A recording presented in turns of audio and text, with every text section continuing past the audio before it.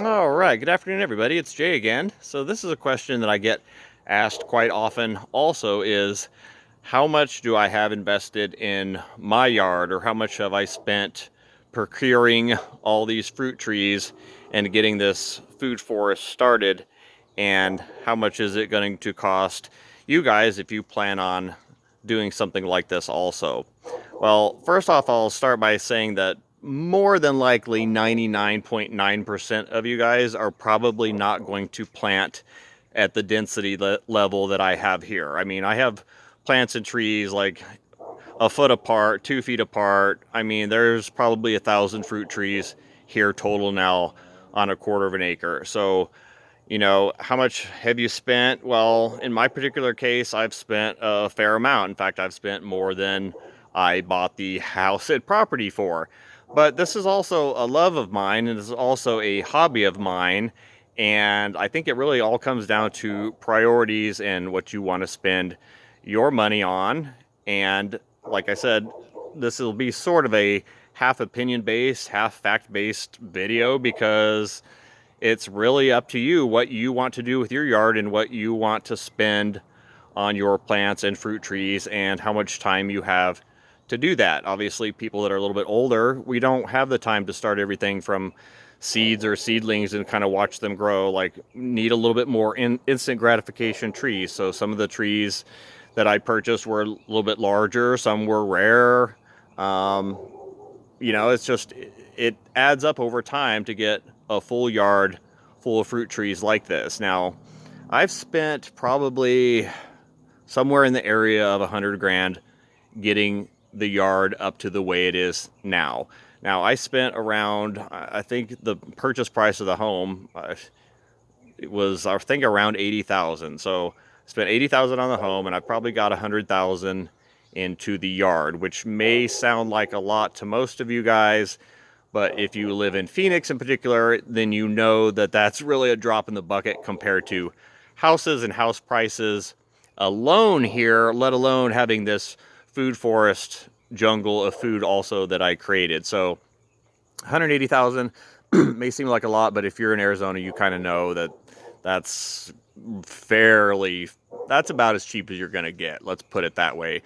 There's fairly expensive homes here in Arizona if you don't live here. It used to not be so much, but now, homes range anywhere from 350,000 to $1 million on average. Like, that's sort of average for Arizona in the valley now, especially if you get into some of the inner cities that are a little bit more expensive, like Paradise Valley, and you can get into like $30 million homes. So let's just kind of I'm kind of basing this video on, you know, what I've spent and then what others have spent because, $1 million home here is pretty average. Like, it, you know, maybe not to the people that are gardening, but for the homes on average here are quite expensive. So we're going to do a little bit of math here. And the other question I get asked is how much do I think that a person should spend on their yard versus their home? And really, it's opinion based. So my particular opinion is you should have at least 10%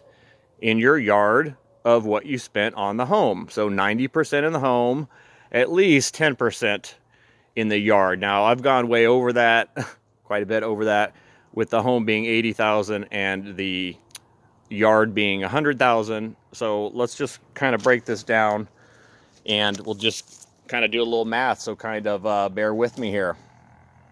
So going off that formula there, that 90-10, I believe that's what a person kind of should see because you got to figure you just see what's inside. Everybody else gets to see what's on the outside. So the majority of the time, it's other people looking at your home and yard, not you inside your own home looking at your own home. So I do think a yard is just as important as the actual home because when I drive around, I'm looking at yards, really. Like, the homes really don't impress me too much anymore. So I'm really kind of looking at yards. So that's my opinion, guys. So you can kind of base that off your own. So let's say $1 million. Let's say you start with a $1 million home, right? So 10% of that is $100,000. $100,000 worth of plants or vegetation or upgrades in your yard. Okay, so That's typically not done. It's typically more like maybe 1%. Maybe 1% of that is added as far as plants and landscaping and things like that to the yard, because most people in Arizona just don't do anything with their yards. They just like the whole rock thing and then kind of shutting down at 5 o'clock. I don't really understand the perception of the way people do things here in Arizona, because I like to come out after it cools down after 5 o'clock. All right, now $1 million home. Like, let's say a person that has $1 million home, well, they probably got a Ferrari, or they got a really nice house, or a nice car anyway. May not be a Ferrari, but I'm just going to use that as an example. Okay, so that person now, they still have to focus.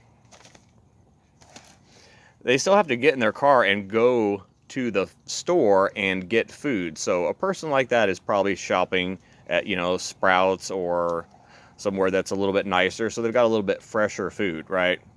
So they still have to get in their car, go to the store, and get as fresh quality food as they can, right?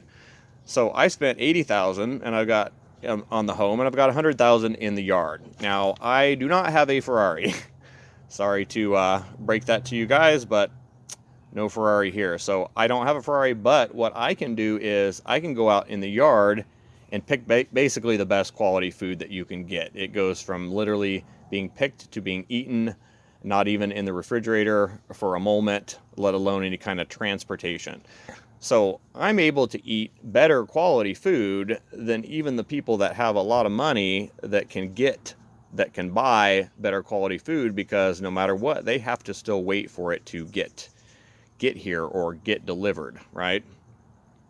So it comes down to priorities. Like, literally, it comes down to priorities and where you think that your health is as far as priorities go. Because I haven't really mentioned too much about the whole COVID thing, or people wearing masks. I try to stay out of the whole political part of it. But I will tell you this: like, people put on masks because it's a very quick, easy way to fix their health, or so that they don't get sick.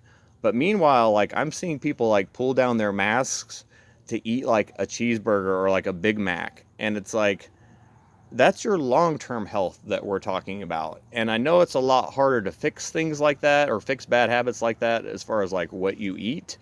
But it's kind of funny that, like, people are willing to wear a mask when people are told because of their health. But as far as like eating better or better quality food, like, that just kind of goes out the window, because that's a little too much work. Like, that's really, you're asking for a lot, like, for me to change my my eating habits. Like, I can slap on a mask, no problem. It takes 2 seconds without thinking. But as far as like changing my long-term health, that's a little bit hard. I don't know if I want to do that. So kind of think about that, guys, when you plan on planting your garden or your fruit trees or your yard, is that you're also going to be eating better food than anybody else is for your long-term health. All right, guys? So to sum it up, I think every penny that I've spent is worth it, because if you get into any kind of a hobby, like, let's say you get into guns, this is like 10 good guns, basically. You know what I mean? Is what I've spent on the entire yard. So, or one good car. So it comes down to literally your priorities, and I take my health into consideration all the time, not just, when there's a pandemic or people tell you to wear masks. I kind of do it all the time. So I think it is worth it.